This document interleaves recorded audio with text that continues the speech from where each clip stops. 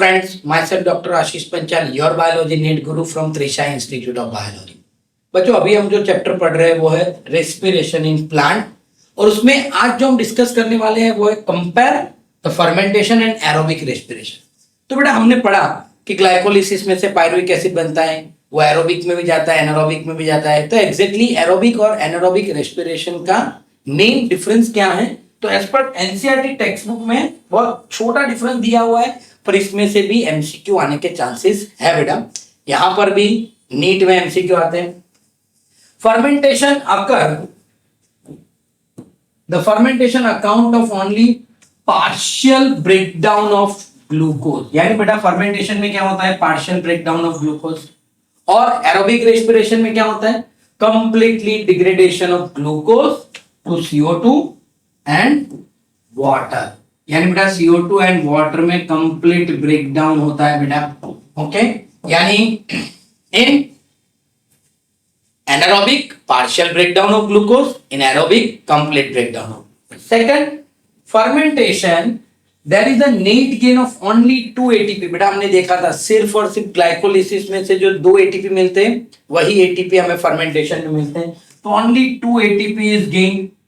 यहां पर बेटा 38 और 36 ATP हमने वो देखा था कि ग्लाइकोलिसिस में जो NADH2 फॉर्म होता है वो कौन से पाथवे से बेटा मैट्रिक्स ऑफ माइटोकॉन्ड्रिया के अंदर जाता है, वो चीज ज्यादा ध्यान रखनी जरूरी है। अगर वो मैलेट एस्पार्टेट पाथवे से जा रहा है तो 38 ATP मिलेंगे।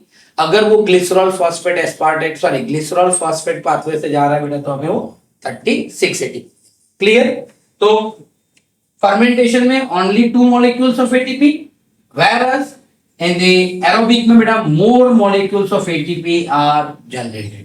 and last है बेटा जो NADH2 है वो ग्लाइकोलिसिस में मिलते हैं 2 NADH2। और जब बेटा हमने पढ़ा alcohol fermentation and lactic acid fermentation तो वहां पर हमने देखा था बेटा कि NADH2 एग्जैक्टली यूज हो रहे हैं। कहां पर वो हमने चीज देखी थी?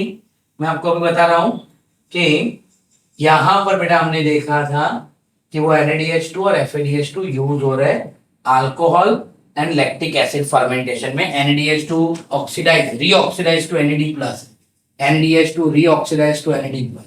तो NADH2 यूज होते हैं बेटा एनारोबिक और एरोबिक में। एरोबिक में हमने कहा देखा बेटा? तो ऑक्सीडेटिव फॉस्फोराइलेशन में बेटा हमने देखा। तो यहां पर आप देखो कि ये डिफरेंस में क्या है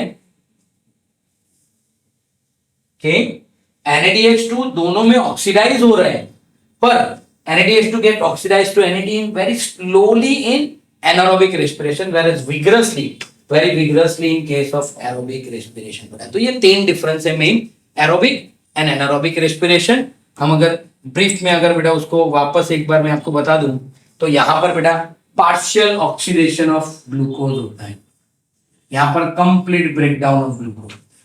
यहां पर सिर्फ और सिर्फ 2 ATP मिलते हैं, यहां पर 38 ATP और 36 ATP मिलते हैं। ओके, और यहां पर बहुत स्लोली ऑक्सीडाइज होता है NADH2 का, यहां वेरी विगरसली ऑक्सीडाइज होता है बेटा NADH2 का। क्लियर? तो ये हो गया बेटा comparison between anaerobic and aerobic respiration. अगर बेटा आपको हमारे ये वीडियो पसंद आ रहे हैं तो प्लीज हमारे चैनल को लाइक कीजिए, सब्सक्राइब कीजिए और बेल आइकन को प्रेस करना मत भूलिए। और अगर आपको कोई भी डाउट है तो कमेंट बॉक्स में आप लिख सकते हो। Thank you, have a good day.